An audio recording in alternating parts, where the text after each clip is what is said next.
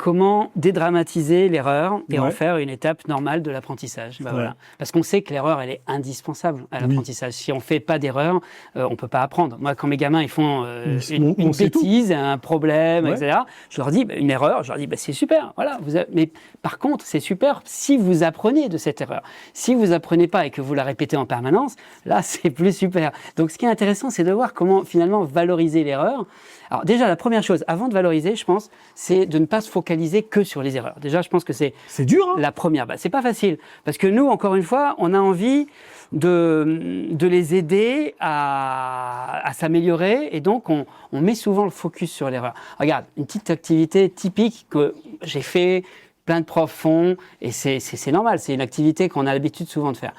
Lisez le texte, alors, si on peut, souligner sur le livre, c'est pas toujours autorisé, et souligner tous les mots que vous ne comprenez pas. Et donc on commence à souligner les mots. C'est bizarre, non ?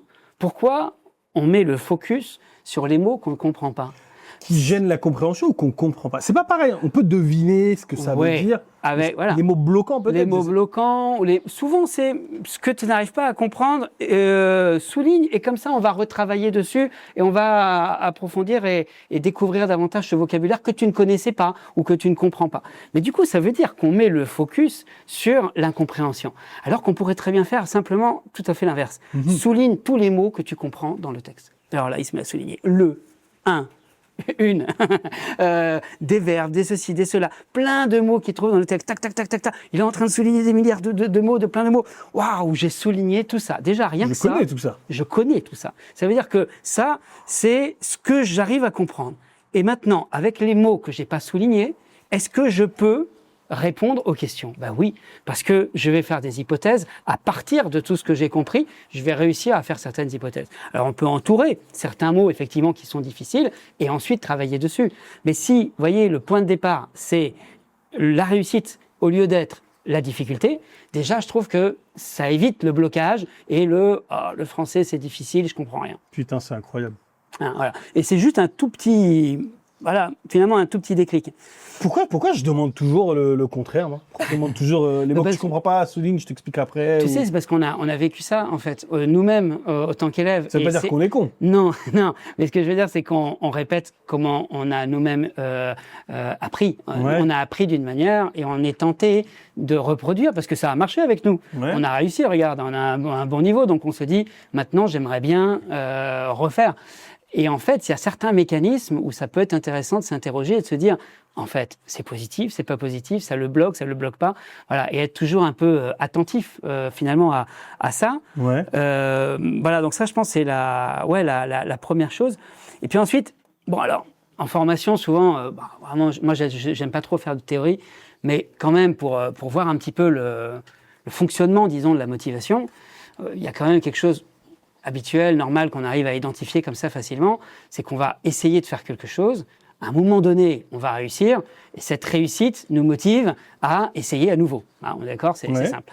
Sauf que ce cercle vertueux-là, il y a plein d'embûches qui le cassent en permanence. Et j'essaye, je réussis, mais non, j'essaye, je rate, j'essaye, je rate, j'essaye, je rate. Et comme je rate une fois, 2 fois, 3 fois, 5 fois, 10 fois, au bout d'un moment, je finis par me dire, le français, c'est nul. Le français, j'aime pas. C'est difficile. Parce que c'est difficile d'aimer quelque chose qu'on n'arrive pas à faire. Et c'est là où on peut se poser la question, comment faire pour que l'élève ne soit pas dans ce mécanisme permanent de rater. Ça, nous, autant que profs, c'est très important de travailler sur des activités différenciées où on va lui proposer certaines activités plus simples pour éviter d'être toujours dans ce blocage. Cet élève qui était loin derrière sur l'autoroute, si on lui propose une activité au niveau où on est actuellement sur l'autoroute, bien sûr qu'il ne va pas réussir. Parce qu'il a encore un chemin à parcourir avant d'y arriver. Donc on va adapter nos activités, les transformer.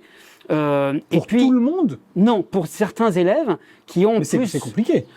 Pas tant que ça, finalement. Moi, souvent, je fais des activités 1 étoile, 2 étoiles, 3 étoiles. Et ils se challengent, en fait. Je ne comprends pas 1 étoile. Alors, 1 étoile, c'est une activité très simple.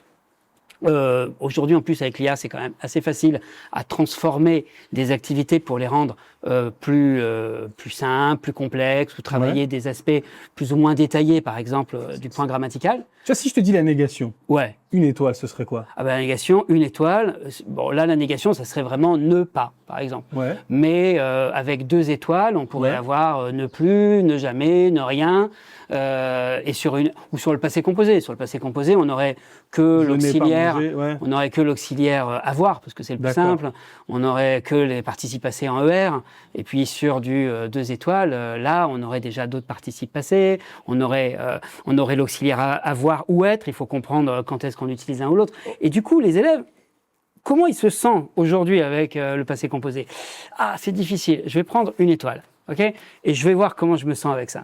OK, là c'est bon, j'ai réussi. J'ai mangé. J'ai mangé, voilà. J'ai mangé une pomme, c'est une étoile. Voilà, c'est ça. Je ne mange plus, 2 étoiles. Voilà, exactement. Et du coup, il y a des jeux, des jeux de société qui existent comme ça, où dans le groupe, on se challenge en disant comment tu te sens sur ce thème. Alors, c'est pas du FLE, mais on l'adapte. Ah, d'accord. Comment tu te sens sur ce thème? Chaude. Tu t'es dit, tiens, sur le thème des animaux imaginaires, là, tu vois, sur le thème de, je sais pas moi, sur le thème de la préhistoire, j'en sais rien. Ouais. Sur le thème de la préhistoire, allez, je me sens balèze. Je vais prendre du 4 étoiles, d'accord? Et si je prends la question 4 étoiles qui était plus complexe que la 3 ou la 2 étoiles, eh bien, je vais pouvoir avancer plus loin dans le jeu. Okay. Je vais avancer de 4 pions. Alors que si je prends une étoile, je me dis, je me sens pas trop fort, je vais prendre qu'une étoile. Mais je vais avancer que d'un seul pion. Voilà.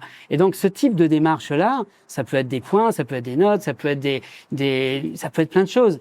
Mais l'idée, et même si c'est pas noté, même si tout le monde est noté pareil, l'idée, c'est de se dire, l'élève par lui-même n'est pas dans cette posture d'être tout le temps en train de faire des erreurs, parce que ce qu'on lui demande n'est pas adapté à son niveau actuel dans le cours, voilà. Ou à ses hobbies. Ou à ses hobbies aussi, bien sûr. Voilà, mais là on est en train de partir un peu sur la pédagogie différenciée. Mais pour moi c'est super intéressant. c'est super intéressant de comment tu te sens avec ça. Bah vas-y, tu prends. Tu vas faire celui-là ou celui-ci. Mais du coup, un prof, il doit avoir une botte secrète. Il doit avoir 1 milliard de ressources avec lui. C'est vrai qu'il doit avoir un bon prof, alors, tu vois. Il y a des méthodes qui proposent déjà ça. Par exemple, là, la dernière méthode qu'on a écrite chez Éclat International pour les ados qui s'appelle GEM. Ouais. On a ce qu'on appelle qui cartonne. Ouais. On a un cahier d'activité, un cahier de diversité où toutes les activités du livre existent en 1 étoile, en 2 étoiles et directement, c'est déjà fait. Le prof n'a plus qu'à donner les activités complémentaires. Pourquoi vous avez fait ça? Pour que justement ça n'existait pas avant. Il y avait quelques ici chez Clé, il y en a déjà eu d'autres avant. Cette technique, on l'avait fait avec jus d'orange aussi, une méthode pour les enfants il y a quelques années. Donc, et je trouve que c'est vraiment important pour l'inclusion, pour vraiment que tout le monde puisse être actif dans le cours, de s'adapter à ça. Mais encore une fois, même si on ne travaille pas avec une méthode qui le propose, on peut prendre son manuel, son activité, proposer à l'IA, demander à l'IA de transformer en QCM, de travailler que sur un auxiliaire, etc. Et on a ensuite des photocopies. On a le livre, ça c'est le niveau normal. Et puis ensuite, on a un niveau supérieur pour ceux qui ont déjà tout fini et un niveau un peu plus bas pour ceux qui galèrent. En fait, pour pas frustrer les élèves, faut anticiper le fait de ne pas répéter les erreurs. Bien sûr. En fait, il faut soit faciliter le truc au début et le rendre un peu plus complexe. Il ne faut pas que l'erreur soit permanente. Regarde, je te donne un autre exemple personnel. Dans une autre vie, quand j'étais très jeune, j'ai essayé de faire du surf dans l'eau. Je suis très mauvais en surf, je ne suis pas taillé comme un surfeur. Ça va. J'ai essayé. Mais j'étais nul en surf. Donc ça veut dire qu'à chaque fois, déjà, monter sur un surf, c'est déjà quelque chose. Il faut savoir réussir à monter. Et une fois que j'ai appris à monter sur le surf, debout, eh bien, il faut tenir sur le surf. Mais moi, je tombais tout le temps. Je tombais 1 fois, je tombais 2 fois, je tombais 3 fois. Au bout de la 15e fois de tomber à l'eau, alors que je venais tout juste de me lever, je finis par dire, c'est nul le surf, j'aime pas le surf, j'ai pas envie de faire de surf. D'accord ? Et le prof a eu une bonne idée, il a commencé à me chronométrer. D'accord ? J'ai réussi à tenir 1 seconde. Je dis, waouh, t'es tenu 1 seconde. C'est pas beaucoup ? C'est pas beaucoup. Essaye. J'ai tenu 3 secondes. Puis un peu plus tard, j'ai réussi à faire 5 secondes, 10 secondes. Quand j'ai fait 10 secondes, mais j'étais, waouh, j'ai tenu 10 secondes sur mon surf. Mais alors qu'avant, je tombais tout le temps. Qu'est-ce qui m'a motivé ? Qu'est-ce qui a fait que, waouh, finalement, j'aime le surf ? De me rendre compte de ma progression. De me rendre compte que j'ai réussi à tenir petit à petit, un petit peu plus. Okay. C'est pas des notes. La note, ouais, on a des bonnes notes ou on a des mauvaises notes, mais l'idée de se rendre compte qu'on progresse, de se rendre compte que on s'améliore, ça motive l'élève et ça permet de revenir sur ce fameux cercle vertueux de je me motive parce que je réussis et ma réussite augmente encore ma motivation et mon envie de réessayer une deuxième fois. Mais pour ça, il faut découper les tâches en tâches plus simples ou en plusieurs petites tâches. Et comme ça, étape par étape, on augmente le nombre de réussites et on finit par se rendre compte d'une certaine progression. Ok. Voilà, ça je pense que c'est vraiment quelque chose de vraiment important. Et après, ce que je te disais, c'est le fait de valoriser les erreurs des élèves. Une erreur est positive. Non seulement, on se focalise pas sur les erreurs, mais quand il y a une erreur, essayons de la voir comme quelque chose de positif. Comment est-ce qu'on peut faire ça très concrètement ? Alors, une petite technique toute simple qui fonctionne vraiment bien, c'est donner des petits papiers, tu vois, comme tu fais toi là, des petits papiers blancs comme ça. On les donne aux élèves et on leur donne aussi 2 pochettes plastiques, tu vois, celles qu'on met dans les classeurs. Ouais. Et à chaque fois qu'un élève fait une erreur, je sais pas, il a fait une erreur de terminaison à l'imparfait par exemple, il s'est trompé là avec le A-I-E-N-T, là c'est galère, et il n'arrive pas. Dans son texte, il va relire son texte, et il va se rendre compte qu'il a fait telle et telle erreur. Okay. Ouais. Bah, cette erreur, il va l'écrire. Il va réécrire sa phrase correctement et il va écrire son erreur, il va la souligner à côté, d'accord ? Et il va mettre cette erreur dans la pochette erreur. Okay.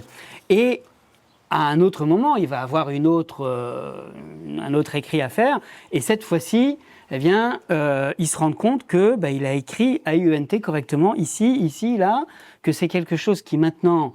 il n'a plus eu d'erreur particulièrement sur cette terminaison-là. Donc, il va sortir cette erreur de la pochette erreur et il va aller la glisser dans la pochette réussite. D'accord ? Donc, il a 2 pochettes de cette manière. Et comme ça, il se rend compte que c'est des vases communicants parfois. Alors, parfois, après, il refait des fautes. Oh, merde, putain. Il fait la même. Oh, finalement, je l'ai remise. Allez, je l'ai remis. Ça devient un jeu. Je l'ai remis dans la pochette erreur. Allez, je l'enlève, je la remets. Mais au bout d'un moment, à force de faire ça, il visualise cette erreur, il l'identifie et il veut la laisser dans sa pochette réussite. Donc, c'est bon, il va terminer de faire cette erreur-là. D'accord ?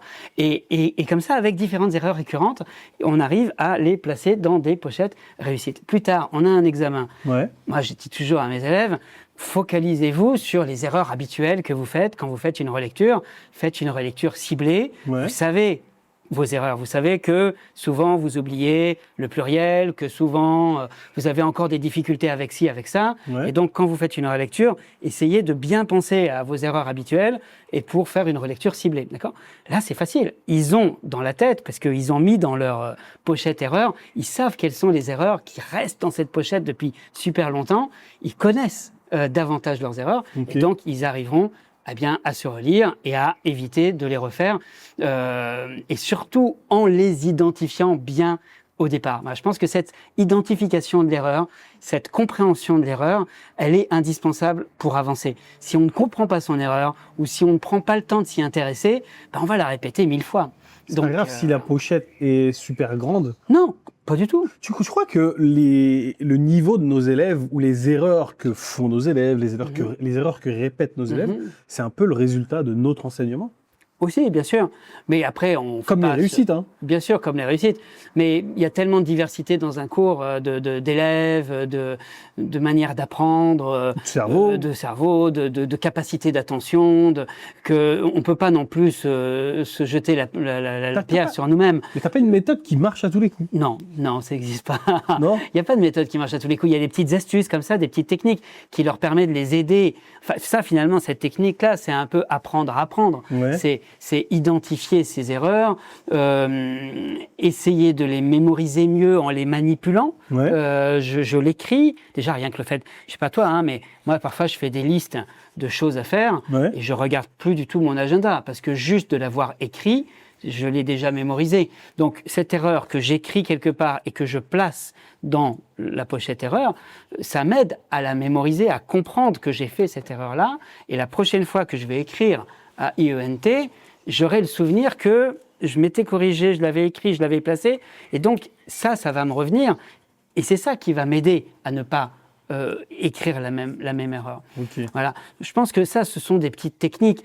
Mais il n'y a pas de solution miracle qui fait que tout d'un coup, tout le monde réussit. Tout le monde capte.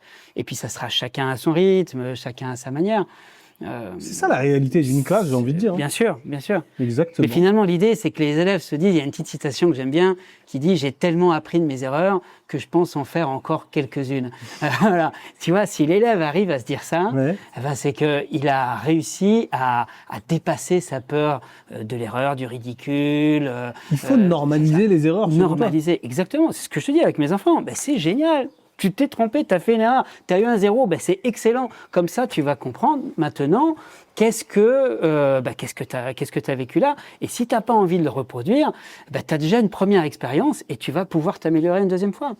Voilà. Et même pareil avec une bêtise, avec un truc qui fait mal.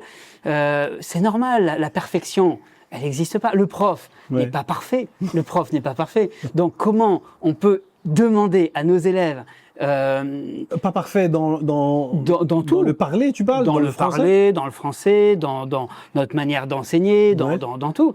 Donc, on demande aux élèves, ou parfois certains élèves s'exigent eux-mêmes la meilleure note, le 10 sur 10, le 20 sur 20, alors que cette perfection n'existe pas. Et souvent, dans le système de notation, on enlève des points. Tu as fait une erreur, je t'enlève un point.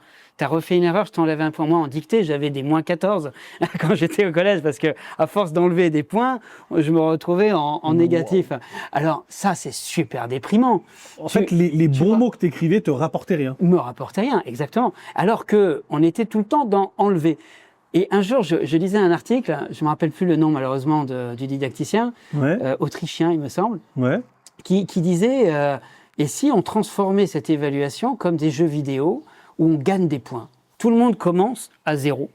Et à chaque fois que tu réussis quelque chose, tu augmentes et tu as 1 point, 2 points, 3 points, etc. Il y en a, ils vont arriver à 350 points. Il y en a, ils vont arriver à 75 points. Pas à moins. Pas de score négatif. Déjà, pas de score négatif. Mais même si toi, tu as eu 75 et le camarade à côté a eu 350, certes, tu vas te comparer et tu vas te dire « Ah, c'est un peu nul, j'ai eu que 75. » Mais j'ai eu 75. J'ai réussi 75 pièces d'or que j'ai ramassées dans mon jeu vidéo. D'accord ? C'est ce que j'ai réussi à capter, ça 75 points dans mon cours de français. Plus tard, j'aurais envie de mettre un challenge et de me dire – j'aimerais bien passer l'étape des 100 points pour arriver au niveau 2, toujours dans l'idée du jeu vidéo. D'accord ? Et donc, comme ça va motiver davantage les élèves. Au lieu d'enlever des points, peut-être se dire, est-ce qu'on ne pourrait pas en mettre des points ? Voilà. Et dans les systèmes d'évaluation des profs, même pour le DELF, il y a vraiment des techniques différentes. Ah, je vais lui enlever ça. Qu'est-ce que je lui reproche ? Ou alors l'autre prof qui va dire, ah tiens, je trouve que il a bien réussi ça, il a bien réussi ça. Du coup, je vais lui mettre des points. C'est vraiment des philosophies. Dans le DELF, on n'enlève pas, on fait pas que d'enlever des poinns. Hein. Non, on fait les deux, justement. Il y a vraiment. On regarde aussi ce qui est bien. Il y a vraiment les deux. Ouais, tout à fait. Ça compense un peu le. Et puis, il n'y a pas que la grammaire. Excuse-moi. Il n'y a pas de souci. Je suis enrhumé. Tu disais il n'y a pas que la grammaire, il n'y a pas que le lexique. Dans le DELF, c'est ça qui est intéressant. C'est que la capacité à savoir s'exprimer est très bien évaluée en proportion avec le purement linguistique. Avec les structures, tout ça. Donc, je ne sais pas si tu avais autre chose à ajouter sur les Non, sur les erreurs, on est bon. Il y a beaucoup de choses à dire sur les erreurs. Je vous le dis, on se concentre trop sur ce qu'ils font de mal. Mais l'idéal dans les cours, c'est vraiment de s'attarder sur ce qui a été bien fait et surtout leur faire prendre conscience de ce qu'ils ont mal fait et plus tard, leur faire prendre conscience qu'ils l'ont refait mais qu'ils l'ont bien fait. Je ne sais pas si j'explique bien l'idée de la pochette. Non ? Non, en fait, qu'ils ont réussi à identifier leurs erreurs et qu'ils ont identifié le fait qu'ils ont finalement vaincu en quelque sorte cette erreur et qu'ils l'ont passée dans la pochette réussite. Exactement. Exactement. En fait, c'est ça, c'est l'idée. En fait, c'est vraiment de normaliser un peu les erreurs. C'est pas une fatalité. Il faudrait plutôt noter ce qui est bien, donner des points et pas forcément retirer. Mais il y a eu beaucoup de choses et j'avais encore plein de questions, mais la vidéo elle va durer 150 ans en fait. Faut que tu viennes dans mon studio, là il y a toutes les batteries et tout. Mais c'est bien, moi j'apprends des trucs là. Ok, ça fait plaisir. Franchement, j'apprends plein de trucs. Il y a plein de trucs sur lesquels ça va, je me dis que je suis pas trop largué. Mais il y a peut-être des trucs sur lesquels il faudrait que je fasse gaffe un peu. Alors maintenant, on a le corps, c'est ça? Ouais. Alors le corps, comment utiliser le corps pour ancrer le vocabulaire, les émotions, les intentions de communication, finalement, apprendre avec le corps. C'est vrai que ça peut paraître bizarre, on se dit on apprend avec la tête, pas avec le corps. Ouais. Mais en même temps, on se rappelle tous un peu.